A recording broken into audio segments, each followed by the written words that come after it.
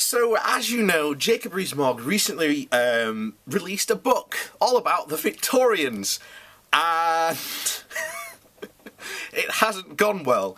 In fact, one publicist revealed that it sold less copies than a book literally called, I think it was The History of Adjustable Spanners Since the 1970s.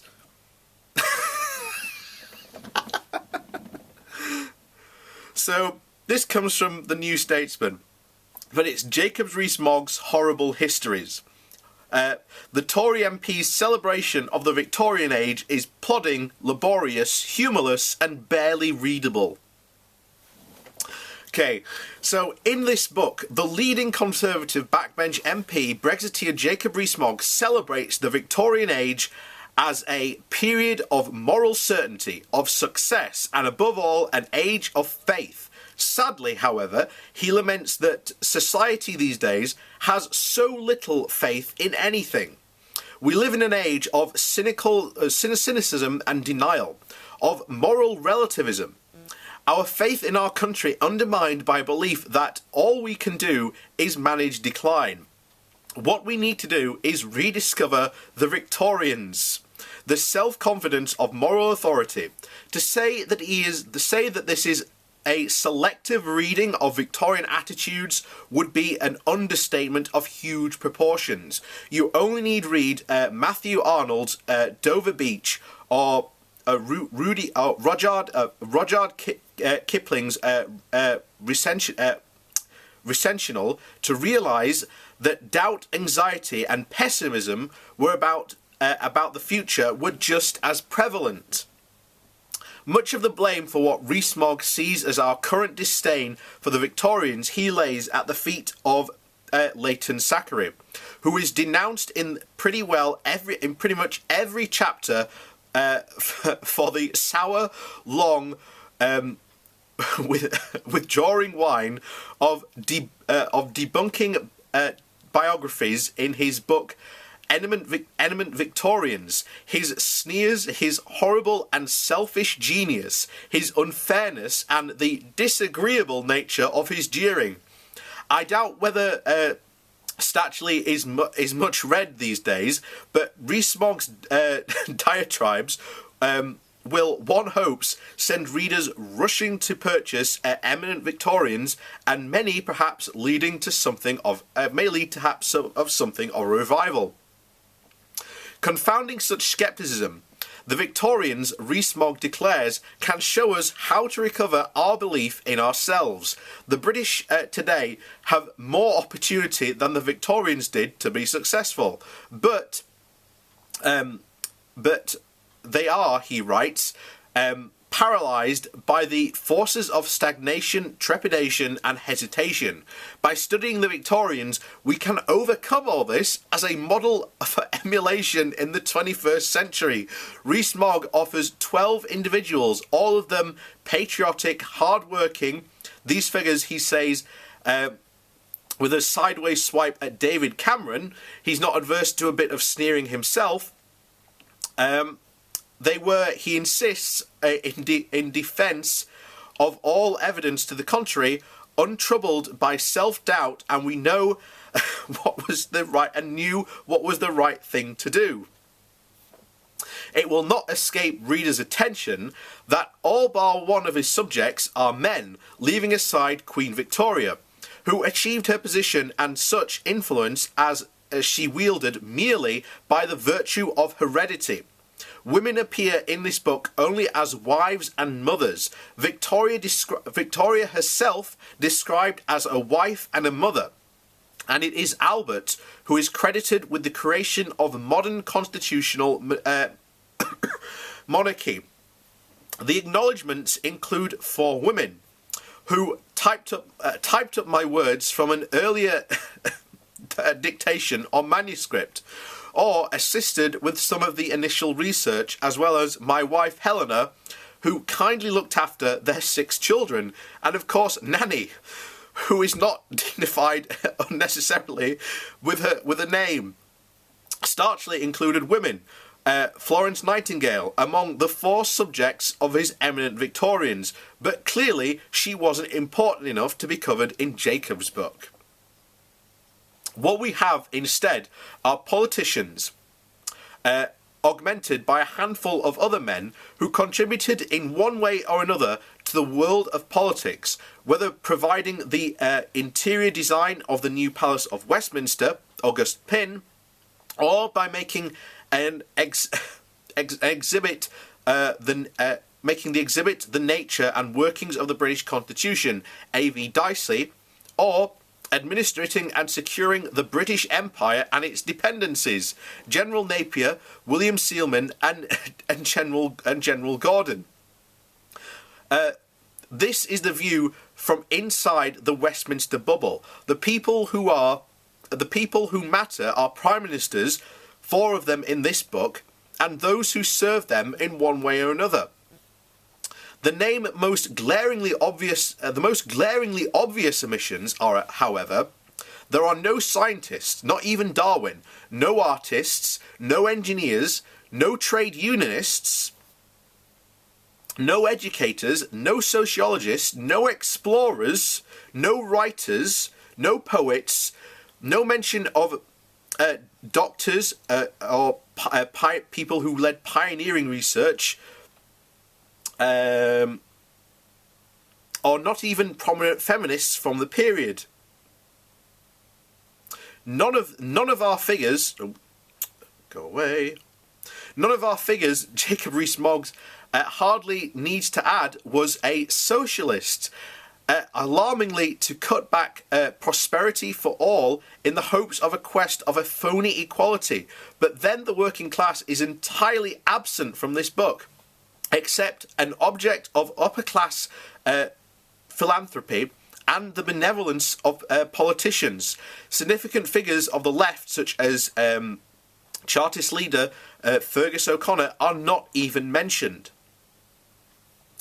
Not one Westminster figure discussed is the cricketer W.C. Grace, included mainly because, as every Englishman knows, more than any other sport, cricket is the best captures the soul of the nation. Fair play, equality, and gentlemanly behaviour. Not much of the latter is evident in the modern game. But Rees-Mogg's perceptions, here as elsewhere, are monopolically rooted in the past. And Scotland, Wales and Northern Ireland clearly don't belong to the nation, an omission that typifies the disdain of Brexiteer ideologies for the rest of the United Kingdom beyond England's borders. They're not represented in this book either. Even General Gordon, who has at least had Scottish ancestors, was born in Woolwich. The endorsement on the back cover by conservative historian Andrew Roberts calls the Victorians a well-researched and extremely well-written. But the fact is, neither of these things are true. Each of the 12 chapters is excessively based on a single standard, full-length biography of its subject, written by someone else, often quite a long time ago. Sir Robert Peel by Norman Gash, for instance, Disraeli by Robert Blake, Gladstone by Philip Magnus, and so on, eked out by a handful of other studies. The bibliography runs a mere 60 titles or 5 per chapter. As for being extremely well written, Robert's judgments thought that he is no mean stylist himself, and that utterly fails him. Perhaps he was blinded by his political sympathies. The Victorians is written, or as Jacob Rees-Mogg confessors, dictated, in a plodding, laborious and barely readable style, completely lacking in humour, sophistication or polish, as well as every other literary quality. Here's a sample. Disraeli, as we know, was especially good at being rude. And although we have a persistent image of the Victorians as bound by rigid rules of decorum and politeness, their politicians could be appallingly rude in ways that would be ruled out of all order today, and Disraeli was especially the master of the jibe, and so on and so on. in one lame, banal, poorly structured sentence after another for more than 450 pages. The accolades distributed to Rees-Mogg's subject are framed in cliches that no halfway intelligent or discerning writer would dream of handing out. Prime ministers are great statesmen, but therefore to be treated with due deference. Albert and Victoria and their children, including the repulsive Bertie, are a, quote, happy family. General Gordon, a mercenary soldier, was a paragon of Victorian manhood. General Napier was heroic and daring and won a famous victory at the Battle of Manai. Pugin is remembered today because of respect and admiration, because of he emphasised the notion of truthfulness, honest living that buildings with buildings to match. Periodic, enthusiastic, and celebratory, it recalls nothing so much as Henrietta Marshall's 1905 children's A History of Britain, Our Island. Though Marshall was a much better writer than Rees-Mogg, this is a kind of history that Michael Grove, as Education Secretary, wanted to be promoted in the National History curriculum for schools until he was forced to withdraw his proposals after a deluge of criticism and ridicule from the entire historical profession. Nowhere is this more evident than in Rees-Mogg's handling of the British Empire.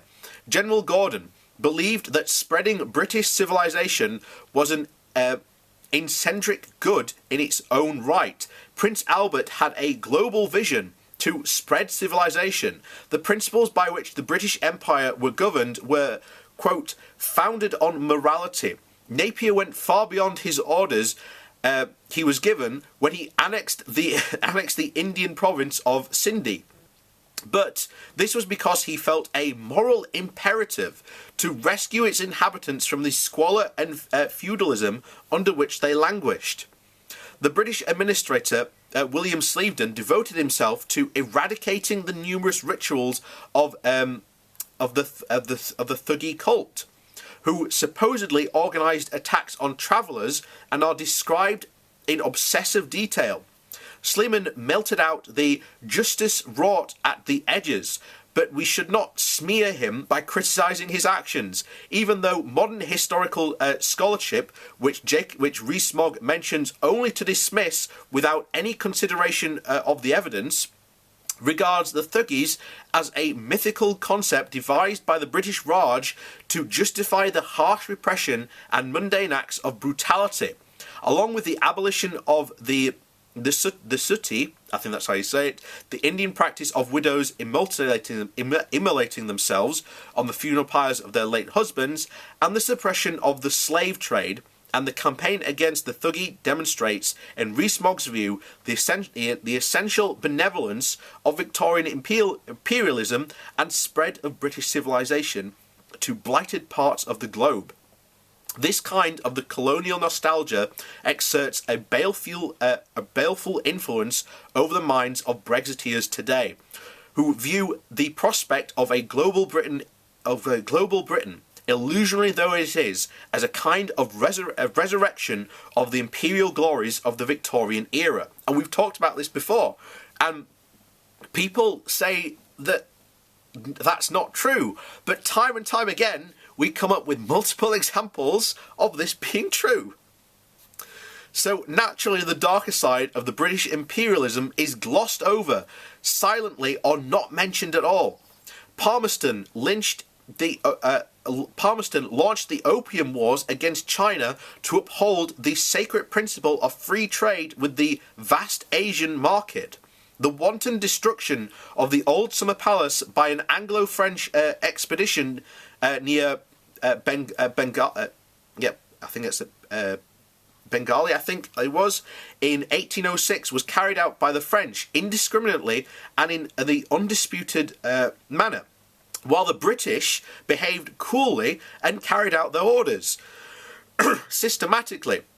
This was not quite what Gordon, who participated in the 3-day orgy of destruction, reported. It was the British, he wrote, who behaved in the Vandal-like manner, and he complained that the buildings were so large and were so pressed for time that they could not plunder them carefully. Still, he said that